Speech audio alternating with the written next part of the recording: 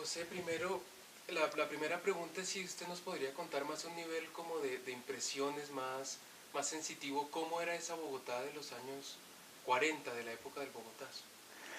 Pues a estas horas del año 2003 uno trata de ver cómo era Bogotá hace 50 años y lo único que puede imaginarse es una ciudad española antigua o una ciudad de esas conventuales que nos dejaron los españoles, que tiene muy poco que ver con la gran ciudad que es Bogotá hoy. En realidad es increíble que en un país tan violento, tan complicado, con tantas dificultades, haya surgido una ciudad con tal progreso en el curso de 50 años nomás. Era otra cosa completamente distinta. Hay una época que uno ha leído en la literatura que uno no se alcanza a imaginar bien cómo era que era esa Bogotá de, de los periódicos en que los intelectuales se encontraban en los cafés. ¿Cómo era esa vida en aquella Bogotá? Bueno, todavía la carrera séptima sigue siendo el eje central de Bogotá, pero en esa época, en la primera mitad del siglo XX, la séptima era el corazón de todo lo que pasaba en la ciudad. Todos los políticos, los parlamentarios, la gente importante transitaba por la carrera séptima y tenía obligatoriamente un encuentro entre las fuentes de la noticia y los periódicos, porque los periódicos principales estaban situados todos sobre el eje de la carrera séptima. El Espectador tenía su balcón sobre la séptima en el que se daban las noticias anticipadas en tiza con la misma letra de tiza y tablero de una escuela, y la gente se acumulaba en la carrera séptima porque el Espectador circulaba a las 5 de la tarde. Horas antes se daban las noticias y a las 5 de la tarde era un hervidero. Pues en ese mismo sector, a media cuadra, había una famosa cigarrería de don Santiago Páez, un bogotano antiguo que después vivió mucho tiempo en España, donde se reunían todos los políticos importantes, pasaban por ahí. Había una esquina que era la carrera séptima con calle 12, que le llamaban la esquina de Arrancaplumas.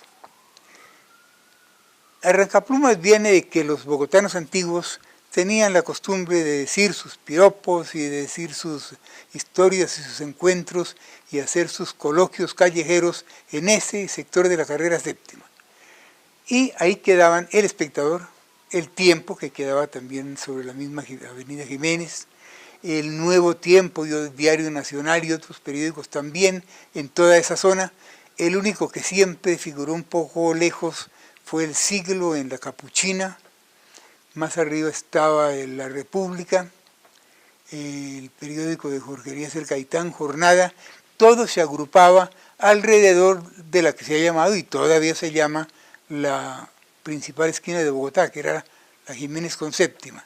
De manera que ese era un hervidero total y era el puro centro de Bogotá, porque en esa época todavía la ciudad no se había extendido hacia el norte, como se extendió con gran fuerza a raíz del Bogotazo y a raíz de los puentes sobre la calle 26, construidos por el alcalde Mazuera, que fue llamado después del famoso Bogotazo para emprender la reconstrucción de Bogotá. Voy a hacer un pequeño recorrido y le voy a ir preguntando por algunos sitios. Si uno sigue de esa esquina que usted menciona por la Jiménez hacia abajo, ¿cómo era la plaza de San Victorino en aquel entonces? Espantosa. No, espantosa vino después del Bogotazo, cuando se volvió ese centro de San Victorino, no me acuerdo cómo se llama, pero el centro más importante de una gran parte de la sociedad bogotana fue en la primera mitad del siglo esa zona de San Victorino, que fue la calle 13 con carrera 13. Yo recuerdo que en esa misma esquina, por ejemplo, era una casa antigua muy importante de la familia Pardo Umaña. Una de las figuras principales de esa familia fue Emilia Pardo Umaña, que fue la primera mujer periodista con columna de opinión que hubo en Colombia. Tuvo una vida muy intensa, terminó trágicamente, ella murió después de muchos acontecimientos aquí en Bogotá, Pero, como cosa curiosa, el centro de actividades de los periodistas y de mucha gente de política fue en la casa de los Pardo Omaña. Por ejemplo, El Espectador comenzó a modernizarse a raíz de que Emilia Pardo, que era la columnista del periódico y había vivido en París, vino enamorada de un periódico parisino que se llamaba el Paris Soir y dijo que aquí en Bogotá teníamos que hacer algo parecido al Paris Soir. Fue la época en que El Espectador se afrancesó, porque tomamos como ejemplo las ediciones de Paris Soir y teníamos 1 o 2 veces por semana en la casa de los Pardo Omaña, en San Victorino, unas sesiones especiales en las cuales se trajo la innovación periodística europea de la época a El Espectador de Bogotá, por ejemplo.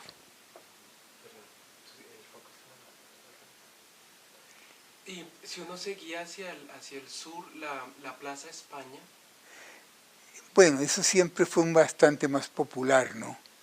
También fue un sitio de habitación de familias importantes de Bogotá, porque en esa época la sociedad de Bogotá se concentró entre fines del siglo XIX y comienzos del siglo XX en esas zonas, en Las Nieves, en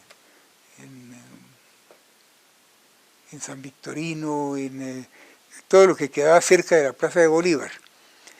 Todo eso se vino al diablo cuando la gente que habitaba entonces, después del Bogotazo, se trasladó hacia el norte y quedó eso abandonado y esa zona de los Mártires se convirtió en un estacionamiento de buses intermunicipales y en una zona que acabó de popularizarse y complicarse con la apertura de la carrera 10ª, que fue obra también del alcalde Masura Villegas y del alcalde Santa María, que ellos decidieron abrir esa gran avenida para Bogotá, tumbando una enorme cantidad de casas que fueron, en su momento, casas no de la clase media, sino de clase media alta de Bogotá. El paradero de entonces intermunicipal era arriba, donde está el obelisco, en la plaza de los... Sí. Sí, eso fue después, pero ya después del 9 de abril, ¿no? Pero un poco antes ya se había popularizado eso. Y hacia arriba esa zona que ya hoy prácticamente desapareció y bueno, uno puede ir... Era una zona habitada por familias de clase media y media alta, bien habitada, pero después eso se desplazó toda esa gente. Es que el desplazamiento fue total.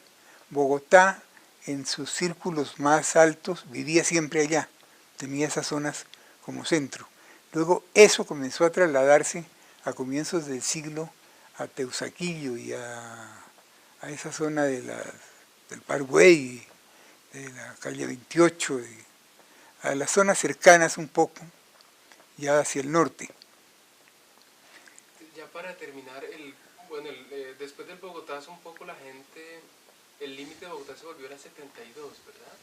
Sí era un límite, fue un límite cierto momento, era la famosa Avenida de Chile. Tenía como límite porque eran sitios de esparcimiento, la gente venía un poco, estaba el lago Caitán, en el sitio donde hoy es un centro de cosas novedosas de técnica y de cómo se llaman los computadores y todo esto, a Unilago, era un lago que quedaba lejos de la ciudad y la gente venía a pasear del centro a Chapinero y a la Avenida de Chile. Eso eran despoblados y los polos de extensión al norte fueron primero la Avenida de Chile, después Unicentro y se fue extendiendo la ciudad, porque antes Usaquén era lejos. Bueno, una última pregunta para terminar.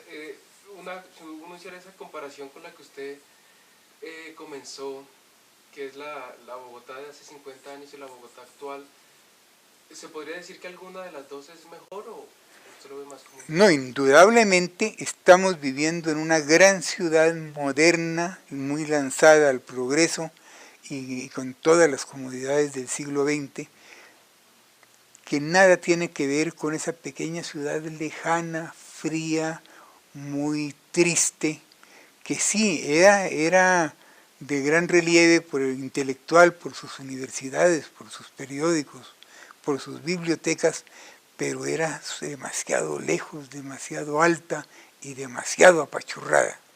Y de ahí salió esa ciudad, la misma que vemos ahora en el centro histórico, todavía queda y se ve algo con unos tintes muy antiguos y que no se han reevaluado suficientemente. Era una ciudad interesante por algunos aspectos, pero nada tiene que ver con esta Bogotá de ahora, que es de un gran impulso y que indudablemente ha sido una de las ciudades más importantes de desarrollo, más importante y aunque no se quiera creer más armónico por su territorio y que más ha conservado algunas cosas fundamentales de la ciudad como es su aire, su luz, un poco el estilo de su gente, que tiene valores que se preservan, pero es otra cosa completamente distinta. Bueno, muchas gracias. Bueno.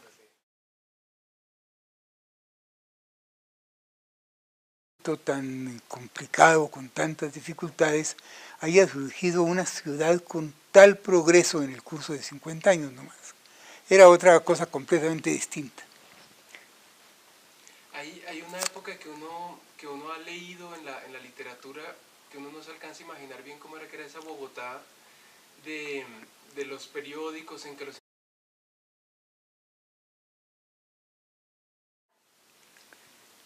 don José, primero, la primera pregunta es si usted nos podría contar más un nivel como de impresiones más sensitivo, cómo era esa Bogotá de los años 40, de la época del Bogotazo.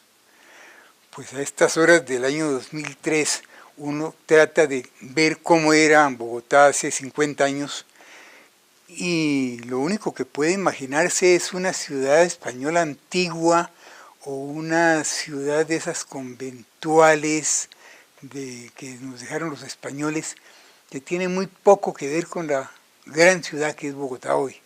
En realidad es increíble que en un país tan violento, todos los políticos, los parlamentarios, la gente importante transitaba por la carrera séptima y tenía obligatoriamente un encuentro entre las fuentes de la noticia y los periódicos, porque los periódicos principales estaban situados todos sobre el eje de la carrera séptima.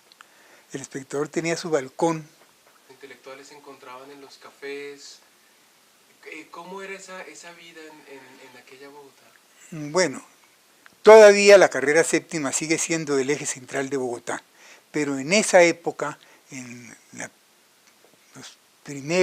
primera mitad del siglo XX, la séptima era el corazón de todo lo que pasaba en la ciudad.